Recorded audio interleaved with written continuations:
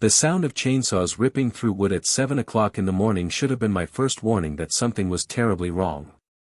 But I was 3 cups of coffee deep into debugging code for a client when the noise finally registered as more than just background suburban annoyance. By the time I made it to my back window, I could already see the disaster unfolding. Trees that had stood for decades were falling like dominoes. And standing in the middle of it all was Denise Bradock, the HOA president, directing a crew of workers like she was conducting some twisted symphony of destruction. 3 months before this insanity, I had inherited my Uncle Gerald's house in Forest Pines, a quiet subdivision in the suburbs of Millbridge. The property was perfect for someone like me. As an IT consultant who worked from home, I needed peace and quiet, and the house backed up to a beautiful section of protected forest that provided both. My uncle had loved those woods, and he'd even signed conservation easements back in 1997 to ensure they'd remain untouched. The barn owls that nested there were like his personal alarm clock, and I'd grown to love their hooting just as much as he had. Denise Bradock had been the HOA president for 6 years when I moved in. And from day one, she made it clear she didn't like me. At 58 years old, she ran her Pilates studio downtown with the same iron fist she used to rule our neighborhood. Her husband, Larry, barely spoke at meetings, probably because Denise never gave him the chance. She had this way of looking at you over her designer glasses that made you feel like you'd committed some unforgivable crime just by existing. Her first words to me were not a welcome to the neighborhood, but a complaint about my moving truck blocking the street for quote-unquote an excessive period, which turned out to be 45 minutes. Within my first week, the violation notices started arriving. Your recycling bin was visible from the street for 3 hours past collection time. Your grass exceeded the maximum allowable height of 3.5 inches. The natural leaf litter in your backyard creates an unsightly appearance visible from the walking path. Each notice came on official HOA letterhead with Denise's signature sprawled across the bottom like she was signing the Declaration of Independence. I responded to each one politely, pointing out that my property complied with all actual HOA bylaws, which I had read cover to cover before moving in. That's when things escalated. Denise started showing up at my property line with a measuring tape, claiming my trees were encroaching on common area. She installed a Ring camera on a pole that just happened to face directly into my backyard, claiming it was for monitoring quote wildlife hazards, unquote. At the monthly HOA meeting, she proposed expanding the community garden into what she called underutilized forest space, which was actually my property. When I showed her the property survey, proving the land was mine, she actually said with a straight face that property lines were merely suggestions for the greater good of the community. The harassment continued for weeks. She filed complaints about the volume of bird song coming from my property, as if I could control the birds. She claimed my compost bin was attracting dangerous wildlife, though the only visitor was a single raccoon I'd named Franklin. She even tried to get the board to pass a resolution requiring all homeowners to maintain their backyards in a quote manicured state consistent with suburban standards, unquote, which was clearly aimed at my natural landscaping. The other board members, Tom and Patricia, seemed uncomfortable, but never stood up to her. Everything changed that Tuesday morning in October. I had been up late the night before finishing a project and had slept through my first 2 alarms. The chainsaw noise finally penetrated my sleep fog around 7:15. When I looked out my bedroom window, I couldn't believe what I was seeing. A crew of workers in hard hats was systematically cutting down the forest behind my house. Not just trimming or pruning, but complete clear cutting. Ancient oaks that had stood for over a century were being reduced to stumps.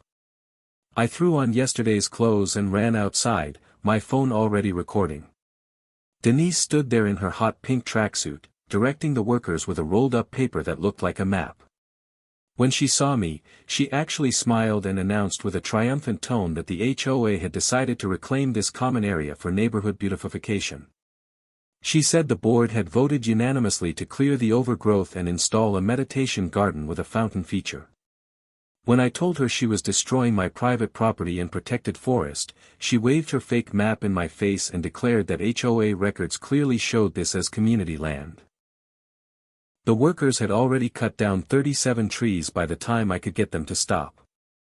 Among the casualties were 2 heritage oaks that were over 200 years old, several patches of endangered trillium flowers, and worst of all, a barn owl nesting box with active nests. The mother owl was circling overhead, calling frantically for her displaced young. One of the workers, a young guy named Jake, looked sick when he realized what they'd done. He told me Denise had hired them through her cousin's landscaping company and showed them official-looking documents claiming the HOA owned the land. I immediately called 911, but the regular police said it was a civil matter. So, I called the Department of Environmental Protection. When I mentioned the barn owls, they transferred me to the U.S. Fish and Wildlife Service. Within an hour, 3 different government agencies had representatives on site. The federal wildlife officer took one look at the destroyed nesting site and immediately called for a full investigation. The entire area was wrapped in crime scene tape by noon, and Denise's confident smile had completely disappeared. The investigation moved faster than I ever expected. Within 24 hours, federal agents had interviewed all the workers, the other HOA board members, and half the neighborhood. Jake, the worker, handed over the fake documents Denise had given them, which she'd apparently created using Google Earth screenshots and Microsoft Paint. Tom from the HOA board revealed that there had never been any vote about the forest and that Denise had acted completely on her own. She'd even forged HOA meeting minutes to cover her tracks. I provided the investigators with everything I had. The original deed to the property, the conservation easement documents from 1997, my uncle's will transferring the property to me, and most damaging of all, security footage from my own cameras showing Denise sneaking onto my property at night to mark trees with orange spray paint. The footage also caught her on the morning of the cutting, and you could clearly hear her telling the workers to quote, "Hurry up before that computer nerd wakes up," unquote. The county planning office revealed that Denise had submitted fraudulent documents claiming the HOA owned the land using a forged signature from a notary who had died 3 years ago. She'd also filed false permits for tree removal, claiming they were diseased when an arborist confirmed they were perfectly healthy. The conservation group that held the easement calculated the environmental damage at nearly $500,000, including the cost of restoration, the value of the destroyed trees, and penalties for killing protected wildlife habitat.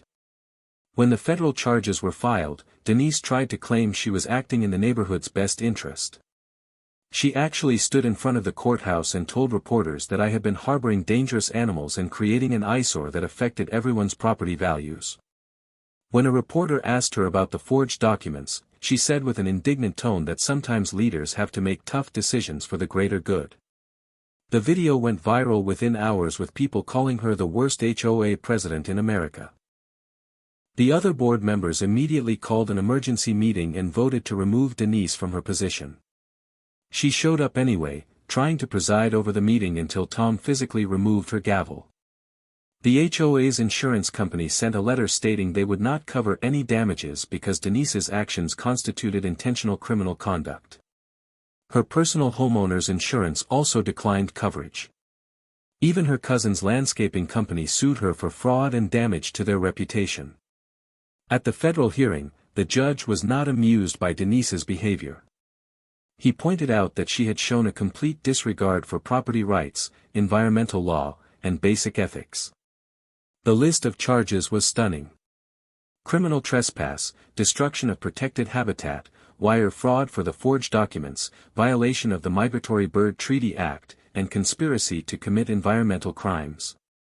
Each charge carried potential jail time and massive fines.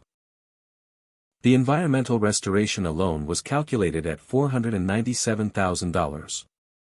This included the cost of replanting mature trees, restoring the endangered wildflower habitat, and establishing new nesting sites for the displaced owls.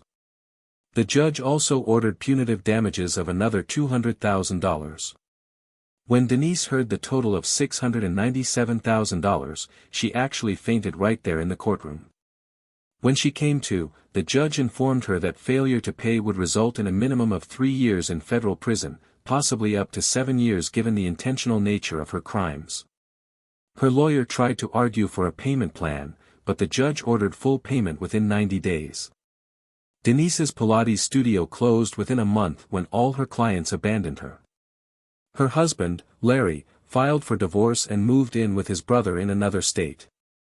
She had to sell her house, her Lexus, and liquidate her retirement accounts to pay the fines and restoration costs. The last time anyone saw her at the courthouse, she was sobbing uncontrollably while signing over the deed to her house, muttering something about how she was just trying to improve the neighborhood and that I had ruined everything by not cooperating with her vision for community excellence.